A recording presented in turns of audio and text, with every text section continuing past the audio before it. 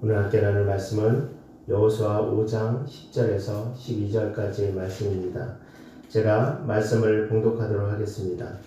또 이스라엘 자손들이 길갈에 진쳤고 그달 14일 저녁에는 여리고 평지에서 유월절을 지켰으며 유월절 이튿날에 그 땅의 소산물을 먹되 그날에 무교병과 볶은 곡식을 먹었더라. 또 그 땅의 소산물을 먹은 다음 날에 만나가 그쳤으니 이스라엘 사람들이 다시는 만나를 얻지 못하였고 그 해에 가나안 땅의 소출을 먹었더라. 아멘. 기도하겠습니다. 하나님 아버지 감사합니다. 이 시간에 주의 말씀을 나눕니다. 말씀을 나눌 때 세상의 지혜와 세상의 것을 이야기하는 것이 아니고 오직 성경이 하나님 말씀이 우리에게 말씀하시고자 하는 것을 우리가 깨달아 알고 듣기를 원합니다. 우리 가운데 성령께서 역사하여 주시고 우리 가운데 함께해 주시기를 간절히 소망합니다. 감사드리며 예수님 이름으로 기도드립니다. 아멘. 할렐루야. 사랑하는 성도 여러분, 주 안에서 평안하셨습니까? 비가 오면 사람들의 기분이 좀 가라앉는다라고 합니다. 이것은 그냥 그 개인적인 어떤 감정이나 이런 부분이 아니고 과학적으로도 증명이 된 사실이라고 합니다. 그러나 우리가 주 안에서 늘 기뻐하고 감사할 수 있는 것은 주께서 우리와 함께하여 주시기 때문에 비가 오고 눈이 오고 바람이 불고 아니 날씨가 좁고 여러 가지 상황 속에 바뀐다 할지라도 변함이 없는 것은 하나님의 사랑인 것을 기억하시고 오늘도 주 안에서 복을 받는 우리 성도들 되어지기를 간절히 소망합니다. 저는 가끔 그런 상상을 합니다. 특히 요즘 코로나 시대가 오랜 시간이 되어지면서 사람들이 행동에 대한 제약을 받게 되어지고 또 갈 수 있는 곳 평소에는 갈 수 있기 때문에 그렇게 가고 싶지 않았던 여러 곳들도 많은 사람들이 좀 갔으면 좋겠다라고 생각을 하는 것 같습니다. 그러면서 그런 상상을 해봅니다. 망망대해 그 배를 타고 이렇게 여행하는 꿈을 한번 꿔봅니다. 그런 상상을 해보는데 그때 그런 생각도 듭니다. 밤에 아무것도 없는 그런 바다에서 하늘을 보면 별이 반짝이는 하늘을 보면 얼마나 아름다울까라는 생각을 해봅니다. 그러면서 그런 때가 나에게도 있었으면 좋겠다라는 그런 말 그대로 공상을 하죠. 그런데 그렇게 낭만적인 모습뿐만 아니고 반대로 그렇게 망망대해에 배를 타고 가는데 폭풍우가 불고 비바람이 불어서 배가 이리저리 흔들리고 침몰하기 직전까지의 그런 파도가 일어난다면 그 공포감은 어떠할까라는 생각을 해봅니다. 누구나 다 그런 경험을 하지 못하지만 어떠한 공포감이 있을 것이라는 것은 짐작을 할 수 있습니다. 근데 그럴 때에 우리가 어떤 마음을 가질까요? 당연히 살고 싶다라는 생각을 하겠지요. 그런데 그리스도인이라면 그럴 때 누구에게 기도할 수 있고 누구에게 나아갈 수 있겠습니까? 바로 우리가 다 알고 있는 하나님 앞에 우리가 나아갈 수 있습니다. 성경을 보다 보면 특히 말씀을 준비하다 보면 성경에 여러 사건들이 있고 여러 모습들이 있는데 그 가운데 몇 가지 주제로 귀결되어지는 모습들을 보게 됩니다. 저는 하나님 말씀을 볼 때마다 그런 생각을 합니다. 주께서 우리를 사랑하여 주시고 우리를 인도하여 주시고 우리를 책임져 주시는구나 라는 생각을 합니다. 앞서 말씀드렸던 그러한 상황들이 다 일어나지 않고 그러한 상황들은 우리가 겪지 않습니다. 그러나 인생에 있어서 많은 사람들이 굴곡이 있는 것은 우리가 너무나 잘 알고 있는 사실이 아니겠습니까? 어쩌면 우리가 그 굴곡 속에서 지금도 살아가고 있는지 모르겠습니다. 우리 인생이 때로는 맑은 날처럼 좋은 날이 있는 반면에 또 우리의 인생이 때로는 어려움을 겪고 그 어려움 속에서 힘들어하고 눈물을 흘릴 때가 있는 것이 우리의 삶입니다. 그러한 삶 속에서 하나님께서 이 말씀 가운데 위로함을 주시고 말씀 가운데 능력을 주시는데, 오늘도 이 여호수아서 5장 말씀을 읽었지만 이 말씀 속에서 우리 가운데 역사하여 주시고 우리 가운데 인도하여 주시는 그 사실이 있습니다. 오히려 그것을 벗어나서 그것을 극복하고 업그레이드되고 전화위복이 되어지는 그러한 복이 오늘 짧은 말씀이지만 이 말씀 가운데 가득 차 있다라는 것을 발견하게 되어집니다. 오늘 저는 그 말씀을 우리 사랑하는 성도들과 함께 나누기를 원합니다. 오늘 말씀이 10절에서 시작할 때 10절에서 이렇게 말씀을 하십니다. 또 이스라엘 자손들이 길갈에 진척고 그달 14일 저녁에는 여리고 평지에서 유월절을 지켰으며, 이 말씀은 그렇게 어려운 말씀은 아닙니다. 이스라엘 백성들이 그달 14일 이 유월절을 지키는 날입니다. 이날에 길갈에 진을 쳤고 그 진친 곳이 여리고 평지였습니다. 여리고 평지에서 유월절 절기를 행하라고 말씀하고 있습니다.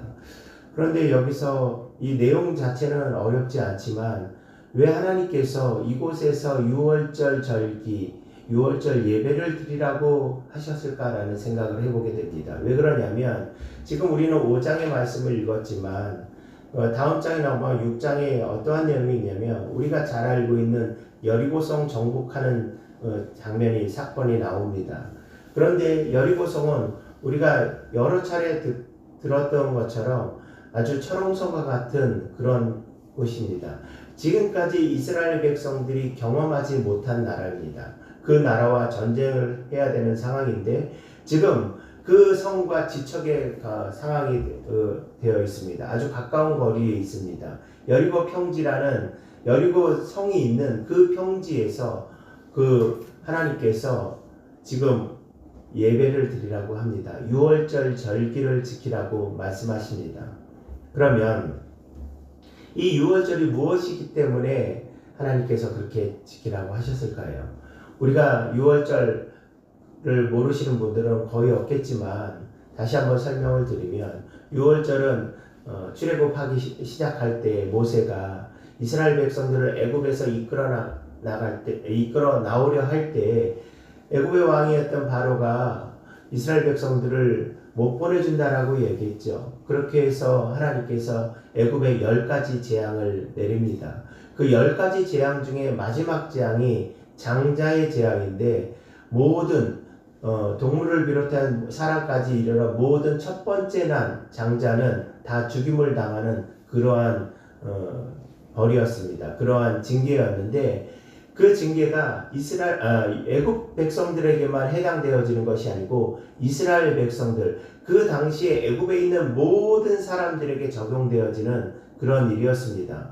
그러면 이스라엘 백성들의 입장에서 볼 때 하나님께서 우리 큰아들을 죽인다라고 생각한다면 그것을 받아들일 수 있겠습니까? 그래서 하나님께서 벗어날 수 있는 방법을 하나 가르쳐 주셨죠. 그것이 무엇이었습니까? 어린 양을 잡아서 그 피를 문설주의 문에다 바르면 그날 죽임을 당하는 날 죽임의 권세가 넘어가서 그 집이 안전을 보호받는 그런 일, 그 사건을 기념하며 생각하며 감사하는 예배, 그것이 바로 유월절 절기입니다. 그렇기 때문에 이 유월절은 꼭 지켜야 될 절기 중에 하나였습니다. 하나님께서 이 유월절은 이스라엘의 3대 절기가 있는데 그 중에 한 절기인 이 유월절은 꼭 지키라고 말씀하셨습니다.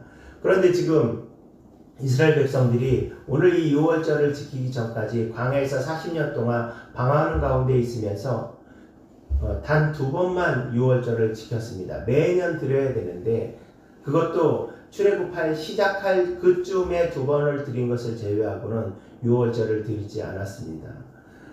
하나님께서 이스라엘 백성들에게 지금 여리고성의 앞에 있는 이스라엘 백성들에게 유월절을 지키라고 말씀하십니다. 이 유월절을 지키라고 한 이유는 그동안 지키지 않았기 때문에 그것을 지키라는 의미보다도 이 유월절의 의미를 다시 한번 되새기고 그들이 여리고성을 함락하는 또 가나안 땅을 정복하는 전쟁에 참여하라고 말씀하시는 겁니다. 유월절이 무엇입니까? 앞서서 말씀드린 것처럼 죽을 수밖에 없는 그런 사람들이 살아난 것. 누구 때문에 살아났습니까? 어린 양의 피를 뿌려서 그 피의 대가로 살아난 그 어린 양은 누구를 이야기하십니까? 우리가 믿고 있는 예수 그리스도를 말씀하고 있습니다. 당시에는 예수 그리스도에 대한 생각을 못했지만 어찌되었든 이 유대인들에게 이 죽음의 공포에서 죽음에서 건져난 이 사건을 기억하고 하나님 앞에 감사하며 나아가라는 것을 말씀하고 있습니다. 그런데 이 유월절은 아무나 참여할 수가 없습니다. 내가 유월절이 이렇게 좋은 날이니까, 이렇게 즐거운 날이니까 내가 유월절을 참여해야지라고 한다 그래서 참여할 수 있었던 것은 아니었습니다. 유월절을 참여할 수 있는 사람들은 특별한 절차를 통과한 사람만이 참여할 수 있었습니다. 그것이 무엇이냐면 여호수아서 5장 2절을 보면 이런 말씀이 있습니다. 그때 여호와께서 여호수아에게 이르시되 여호수아서 5장 2절입니다. 그때 여호와께서 여호수아에게 이르시되 너는 부싯돌로 칼을 만들어 이스라엘 자손들에게 다시 할례를 행하라 하시매 이스라엘 백성들에게 이 유월절이 있기 바로 전에 앞 사건이 무엇이냐면 할례를 행하라고 하셨습니다. 할례가 무엇인지는 알고 계실 겁니다. 이 할례를 행하는 것, 이 당시에 이 할례를 행하는 것이 전투력을 상실하는 부분이기 때문에 또 상대의 기습 공격을 받으면 움직일 수 없는 그런 고통 중에 군인들이 싸울 수 있는 남자들이 겪고 있는 고통 중에 있기 때문에 그것이 유용한가라고 볼 때 사람의 생각을 보면 절대 그렇지 않죠. 그런데 하나님께서 이스라엘 백성들에게 이 유월절에 앞서서 이 할례를 행하라고 하셨습니다. 그 이유는 이러한 이유 때문에 그렇습니다. 출애굽기 12장 48절에 보면 너희와 함께 거류하는 타국인이 여호와의 유월절을 지키고자 하거든. 출애굽기 12장 48절 너희와 함께 거류한 타국인이 여호와의 유월절을 지키고자 하거든. 그 모든 남자는 할례를 받은 후에야 가까이 하여 지킬지니 곧 그는 본토인과 같이 될 것이나 할례 받지 못한 자는 먹지 못할 것이니라. 이것은 하나님께서 유월절에 대한 규례를 가르쳐 주시면서 하신 말씀인데 이방인들이 이 유월절을 참석하고 싶은 사람들은 참여해도 된다라는 규정입니다. 그런데 할례를 행한 사람만이 이 유월절에 참여할 수 있다라는 이야기입니다. 그러면 당연히 본국인 이스라엘 백성들은 이 할례를 당연히 할례를 행해야지만이 이 유월절에 참여할 수 있다라는 거죠. 그렇다면 할례가 가질 의미가 무엇이기 때문에 그렇습니까? 표식입니다. 하나님의 자녀가 되었다는 표식을 사람들에게 알려주신 겁니다. 마치 무엇과 같냐면 우리의 신분증과 같습니다. 우리가 주민등록증이 있으면 대한민국 국민이라는 것을 누구나 의심하지 않지 않습니까? 그것처럼 하나님의 백성이란 표식을 몸에 새기는 겁니다. 이것이 할례의 모습인데 이렇게 하나님의 백성이 된 사람만이 유월절에 참여한다는 겁니다. 이것은 무엇을 말씀하는 거냐면 하나님의 백성인 사람이 그 하나님 앞에 예배를 드리고 하나님 앞에 감사하며 나갈 수 있고 하나님 앞에 복을 받을 수 있는 자격이 된다는 것을 말씀하고 있습니다. 이스라엘 백성들에게 이 절기를 지키라고 말씀하신 이유는 바로 여기 있는 겁니다. 또 이 절기를 지키기 위해서 할례를 행한 이유도 여기 있는 것입니다. 하나님과의 관계 속에서 회복하고 하나님과의 관계에서 복을 받는 그런 존재가 되어진 것, 그런 자격이 되어진 것. 다시 말씀드리면 유월절은 앞서 말씀드린 것처럼 생명을 구원받은 생명을 보존한 그런 사건입니다. 이것이 그냥 한 사람의 장자나 어떤 특정한 사람들 아니면 과거의 어떤 일을 기억한다면은 그것만을 위해서 했다면은 이 날을 지키라고 하나님께서 말씀하시지 아니하였겠죠.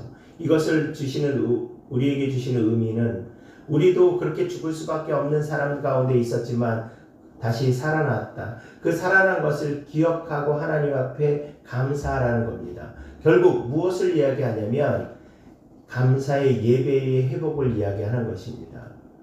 우리가 교회에서 그런 이야기를 많이 합니다. 예배 드려야 됩니다. 예배 꼭 중요합니다. 예배는 정말로 꼭 지켜야 될 부분입니다. 라고 제가 우리 성도들에게 가르치거나 우리 성도들이 그것을 알고 있는 이유, 그것은 무엇이냐면 예배의 회복이 곧 하나님과의 관계의 회복을 이야기를 하는 겁니다. 오늘 이스라엘 백성들에게 6월절 절기라는 한 예배를 말씀하신 것은 그 예배 속에서 하나님과의 관계가 회복이 되어지고 그 예배 가운데서 하나님을 만나고 하나님 앞에 굳건히 매어 달리고 있는 모습, 이것이 우리에게 필요하기 때문에 그렇다는 겁니다. 그렇다면 오늘 이 시대를 살아가는 우리들에게도 이 예배는 너무나 소중하고 너무나 귀한 것입니다. 우리가 이 땅을 살아갈 때 여러 가지 어려움과 고통과 또 겪고 싶지 않은 그런 일 가운데 있을 때 그것이 빨리 벗어나기를 원하고 하나님 앞에 우리가 복을 받기를 원하는 그런 모습 가운데 하나님 우리에게 이 문제를 해결해 주세요. 이 상황에서 이 어려움에서 이 문제를 벗어나게 해주세요 라고 기도하는 그 상황 가운데 우리가 하나님 앞에 기도할 때 때로는 그 문제일 수도 있고 때로는 늦게 해결되어질 수도 있고 때로는 그 문제가 해결되어지지 않는 경우들도 있습니다. 그런데 그때에 우리가 무엇을 생각해도 예배의 회복을 생각해야 된다는 사실입니다. 예배의 회복은 곧 하나님과의 관계의 회복입니다. 예배가 유지된다는 것은 곧 하나님과 관계가 유지된다는 겁니다. 이것은 구원의 개념과는 좀 다른 개념입니다. 우리가 구원받은 백성이지만 하나님과의 관계가 계속적으로 지속적으로 유지되는 것, 이것이 오늘 우리 가운데 필요하다는 겁니다. 오늘 이스라엘 백성들에게 6월절의 절기를 지금 전쟁이 시작해야 될 급박한 상황임에도 불구하고 하나님께서 이 6월절을 지키라고 말씀하신 그 이유가 여기 있습니다. 그렇기 때문에 사랑하는 성도 여러분, 하나님과의 관계가 늘 회복되어지고 또 늘 유지되어지는 예배 가운데 하나님을 만나고 예배 가운데 하나님을 바라보며 예배 가운데 문제가 해결되어지는 우리 모든 성도들 되어지기를 소망합니다. 또한 말씀을 계속적으로 이어서 보면 12절에 또 그 땅의 소산물을 먹은 다음 날에 만나가 그쳤으니 이스라엘 사람들이 다시는 만나를 얻지 못하였고 라고 되어 있습니다. 이 말씀은 무엇입니까? 그 땅의 소산물을 먹은 그 다음 날, 그러니까 6월절 절기를 지키고 그 다음 날 그 소산물을 먹었습니다. 그 땅에 있는 나는 것을 먹었다라는 것이죠. 그 다음에 만나가 이제 그쳤습니다. 만나가 내리지 않았습니다. 만나가 무엇입니까? 이스라엘 백성들이 출애굽 여정 40년 동안 하나님께서 광야 가운데서 그들에게 매일매일 주던 양식이었고 식량이었죠. 그런데 이제 그 만나가 그쳤습니다. 이렇게 생각할 수 있습니다. 하나님 앞에 예배드리고 하나님과의 관계가 회복되어지고 내가 하나님 앞에 바로 가겠습니다 라고 했는데 왜 이 만나가 멈추었을까요? 끊어졌을까요? 우리는 그냥 성경을 읽을 때 만나가 그냥 그 광야를 지났기 때문에 이제 가나안 땅에 들어가기 때문에 그냥 끊어졌나 보다 라고 생각할 수 있습니다. 맞죠? 가나안 땅에 들어갔기 때문에 끊어진 것은 맞습니다. 그런데 왜 이 시점에 그 만나가 끊어졌을까라는 생각을 해봅니다. 우리가 이것을 우리의 삶과 대비해서 생각한다면 우리가 하나님 앞에 열심히 하고 최선을 다하고 이제 좀 하나님 앞에 더 잘해봐야지, 하나님 말씀대로 순종해야지 라고 다짐하는 그때에 이런 일들이 종종 벌어집니다. 더 어려워지거나 더 힘들어지거나 이런 부분들이 생기는 것을 보게 되어집니다. 저도 그러한 부분들을 느낄 때가 있고 또 우리 성도들과 대화하다 보면 그러한 경우들을 느끼게 되어집니다. 그때 한 가지 질문이 이겁니다. 왜 그렇습니까? 제가 하나님 앞에 열심히 하는데 왜 이런 일이 벌어집니까? 라는 질문입니다. 어떤 질문에 대해서는 저도 사실은 답변 드리기가 어려운 그런 큰 어려움을 당하는 그런 부분들도 있습니다. 그러면서 저는 하나님 앞에 기도하죠. 하나님, 왜 이런 일이 생기게 되었죠? 하나님의 백성인 누구누구가 이렇게 열심히 하고 그래도 나름대로 최선을 다했는데 왜 이러한 일이 벌어질까요? 라는 질문을 하게 되어집니다. 그런데 그 질문에 대한 해답이 오늘 성경에 나와 있습니다. 얼마 전에 상을 받았던 기생충이라는 영화에 유명한 대사가 하나가 나오죠. 계획이 다 있었구나 라는 그런 대사가 나오죠. 그래서 많이 패러디 되어지고 있는데 하나님께서 이미 계획을 갖고 계십니다. 무엇이냐면 여호수아서 3장 15절에 있는 말씀입니다. 요단이 곡식 거두는 시기에는 항상 언덕에 넘치더라. 이게 무슨 말씀이냐면 이스라엘 백성들이 요단강을 건너갈 때의 시기를 얘기하는 거거든요. 이미 이스라엘 백성들은 이 요단강을 건너온 지 며칠이 되었습니다. 얼마 전에 바로 요단강을 건넜는데 며칠 전에 그때의 그 시기가 어느 시기냐면 요단이 곡식을 거두는 시기에 요단강을 건너는 그 시기가 곡식을 거두는 시기, 지금으로 얘기하면 보리가 수확하는 그런 절기입니다. 우리가 맥주절을 지키는 그 시기입니다. 그렇다는 것은 그 이스라엘 땅에 지금은 이스라엘 땅이 아니죠. 가나안 땅의 7 족속도 이민족이 살고 있는 지금 그 땅에 이미 곡식을 거둘 때가 되었다는 겁니다. 그 땅에서 추수할 내가 일하지 않았지만 추수할 곡식들이 이미 자라서 그것을 추수만 하면 되는 그런 상황이 되었다는 겁니다.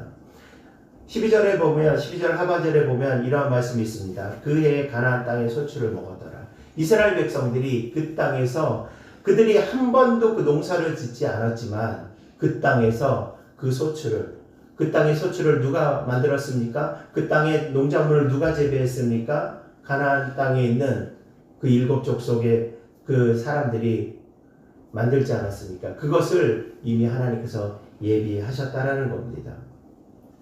우리가 이 어려움을 겪고 있다라고 생각하지만 하나님은 우리가 알지 못한 이스라엘 백성이 한 사람이라도 내가 저 땅에 넘어가면 한 번도 가보지 않은 그 땅에서 내가 먹을 것을 먹을 것이야 라고 생각했을까요? 그 땅에 여러 가지 농작물들이 자라고 있을 것이라고 상상을 했을까요? 아마 이스라엘 백성들 가운데 한 사람도 그 땅에서 무엇을 먹을지에 대해서 알고 있는 사람들은 없었을 겁니다.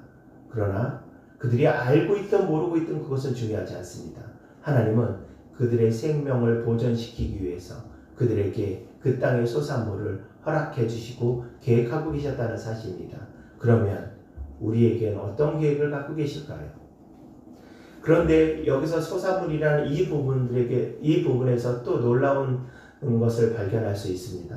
민수기 11장 5절에서 6절을 말씀을 읽어보면 우리가 애굽 있을 때는 값없이 생선과 오이와 참외와 부추와 파와 마늘들을 먹은 것이 생각나거늘 이제는 우리의 기력이 다하여 이 만나 외에는 보이는 것이 아무것도 없도다 하니 라는 말씀을 사랑하는 성도 여러분, 만나가 맛있을까요? 맛이 없을까요?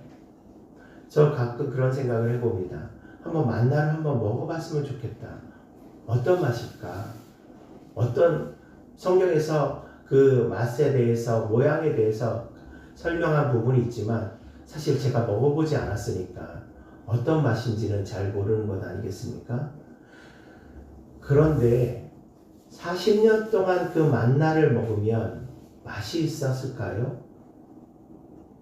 이 문제에 대해서는 제가 어떤 결론을 내리지 않겠습니다. 그냥 제가 혼자 그런 생각이 들었습니다.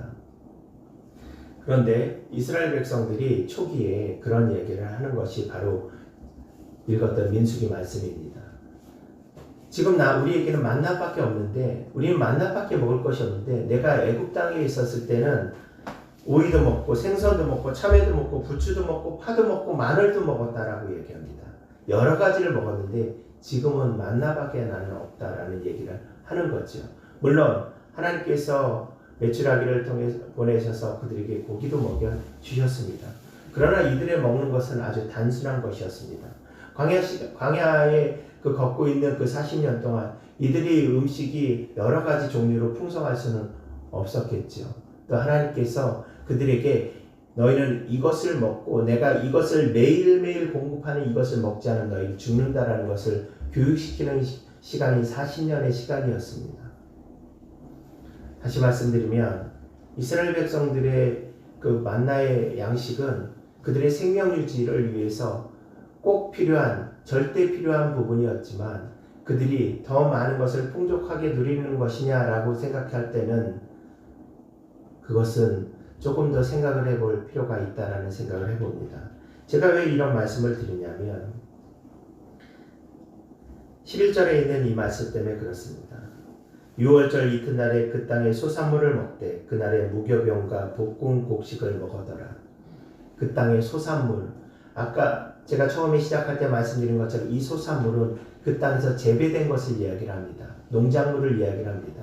그것을 먹고 그들이 그 곡식을 무교병, 그것을 그 발효되지 않은 빵을 만들어서 먹고 또 곡식을 볶아서 먹었다라고 말씀합니다. 아주 짧은 한 구절입니다. 그런데 이 소산물이라는 단어가 그냥 단순하게 그 땅에 있는 재배되는 그런 농작물만을 가리키지는 않습니다. 이 말 속에는 진미라는 말이 포함되어 있습니다. 진미가 무엇입니까? 우리가 보통 산의 진미라고 이야기를 하잖아요. 그것처럼 이 음식에 맛이 있는 그런 진미라는 의미를 가지고 있습니다. 이것은 무엇을 이야기를 하냐면 우리가 매일 밥을 먹잖아요. 그리고 집에서 식사를 합니다. 그런데 처음 먹어보는 음식들이 살다 보면 생깁니다. 뭐 해외여행을 가거나 아니면 국내에 있다 할지라도 처음 먹어보는 음식, 처음 먹어보는 음식 가운데 뭐 나에게 맞지 않는 것도 있지만 어떤 거는 너무 맛있다, 내가 이런 것을 먹어본 처음인데 너무 맛있다라고 기억에 남는 음식들도 있습니다. 마치 그거와 같은 겁니다. 이스라엘 백성들은 만나밖에 먹어보지 못했습니다. 이들이 어려서 출애굽하거나 아니면 광야에서 태어나서 자랐던 사람들입니다. 그럼 이들의 주된 식사는, 이들의 식사의 그 재료는 만나였습니다. 그런데 당시에 가나안 땅에 들어가서 그 가나안 땅에 있는 소출을 가지고 먹었을 때 이들의 반응은 어떠했을까라는 생각해 봅니다. 그렇다면 이들의 삶은 이전의 삶보다 더 업그레이드 된 것 아닙니까? 오히려 전화위복이 되어진 상황이 아니겠습니까?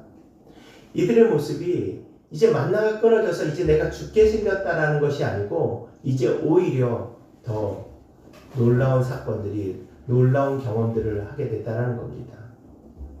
한 어부가 있었습니다. 이 어부가 당연히 직업이 어부니까 물고기를 잡으러 가는데 그날따라 자기의 아들들과 함께 배를 타고 나갔습니다. 그러나 가난한 어부이기 때문에 큰 배가 아니고 작은 배를 타고 근처의 바닷가, 육지에서 얼마 떨어지지 않은 바닷가에 나갔는데 바다라는 것이 갑자기 날씨가 돌변하는 경우가 많다라고 합니다.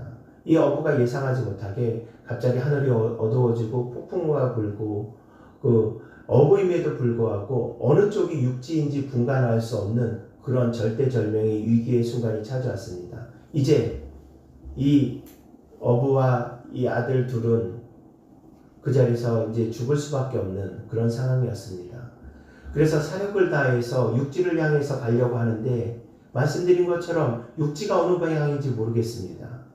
그런데 저 멀리서 빨간색 불빛이 나기 시작합니다. 이 어부가 생각할 때 저곳이 육지구나 라고 생각하고 그것을 향해 열심히 노를 저어서 나가서 결국 그 폭풍우를 헤치고 목숨을 건지게 되었고 자기의 아들들도 목숨을 건지게 되었습니다. 그리고 집에 돌아왔는데 자기 부인이 울면서 통곡을 하는 겁니다. 무슨 이유인가 했더니 자기 집이 홀라당 다 타버렸대요. 그래서 자기의 모든 세간들이 다 타고 집들도 타서 그래서 망연자실 그렇게 울고 있었던 겁니다. 그런데 그것을 보고 그것을 발견하고 목숨을 자기 남편과 자기 아들이 그것 때문에 살아났다는 이야기가 있습니다. 이것이 전화위복이 아니겠습니까? 성경에도 그러한 사람이 있습니다. 누굽니까? 욥이 그러지 않습니까? 욥은 자기의 삶을 최선을 다해서 살았습니다.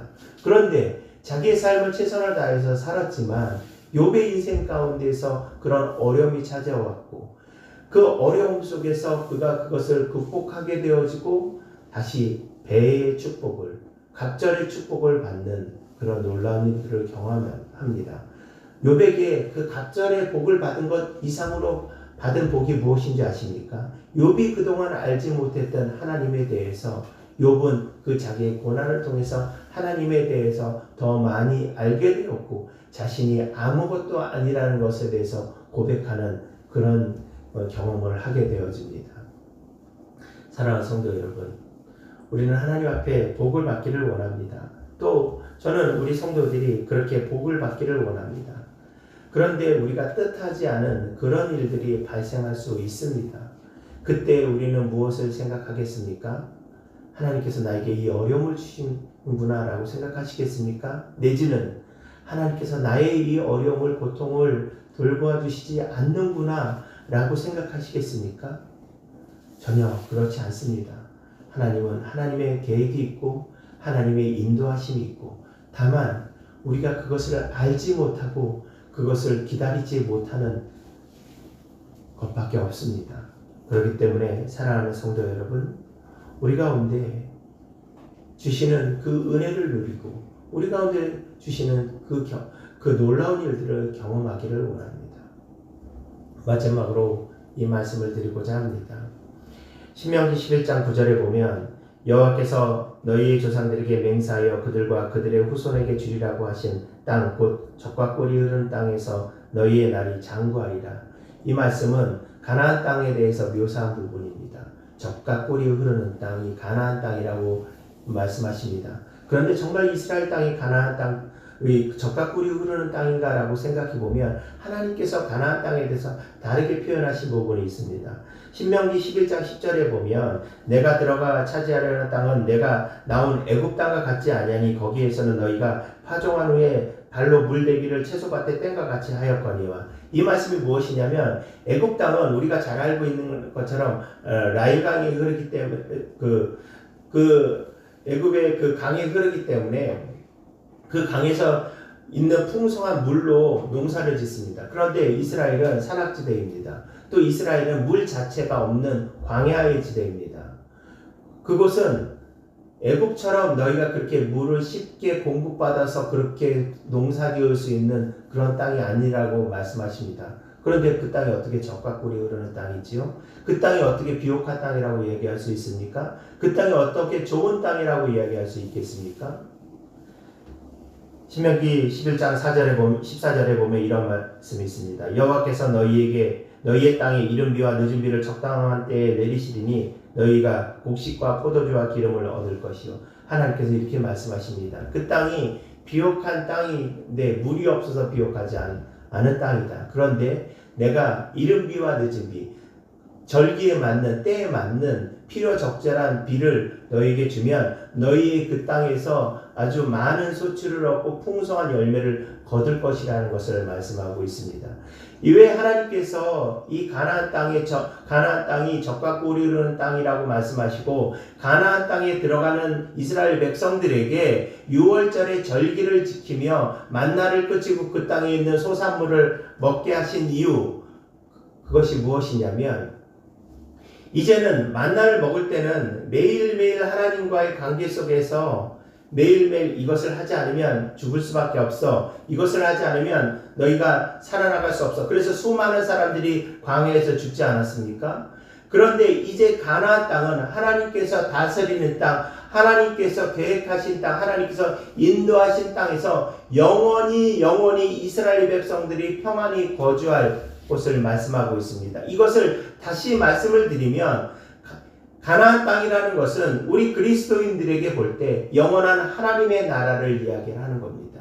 우리가 이 땅에서의 모습은 하나님 이거 부족합니다. 저거 부족합니다. 매일매일 만나를 걷는 것처럼 만나를 아침에 걷지 않으면 그날 굶주리는 것처럼 하나님 앞에 매일매일 무엇인가를 충족받고 무엇인가를 받아야 되지만 우리가 영원한 하나님의 나라에 들어가면 그런 모든 것들이 필요 없는 것, 그것을 말씀하고 있다는 겁니다.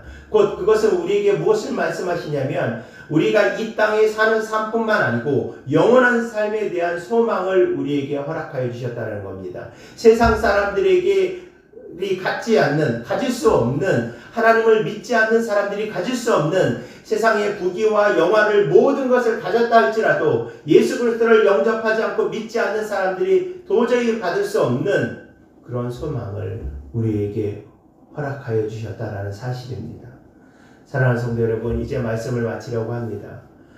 저는 오늘 사랑하는 성도들에게 복을 받는 방법, 우리가 어려움을 당할 때 하나님께서 우리에게 주시는 복을 받는 방법에 대해서 말씀을 드렸습니다. 그것이 무엇입니까? 하나님과의 관계의 회복입니다. 그 관계의 회복의 시작은 무엇입니까? 바로 예배라는 사실입니다. 하나님과의 예배가 회복되어지고 그 예배가 회복되어지는 가운데 하나님께서 우리에게 만나를 내려주십니다. 이 땅의 문제를 해결해 주십니다. 그런데 그 문제가 단순하게 이 땅의 삶에서 내 소소한 문제, 그 문제만 해결해 주시는 것이 아니고 영원한 삶을 인도하여 주시고 계획하고 계시다는 사실입니다. 그것을 바라보며 그 소망을 바라보며 오늘도 승리하며 나가는 우리 모든 성도들 되어지기를 간절히 소망합니다. 기도하겠습니다.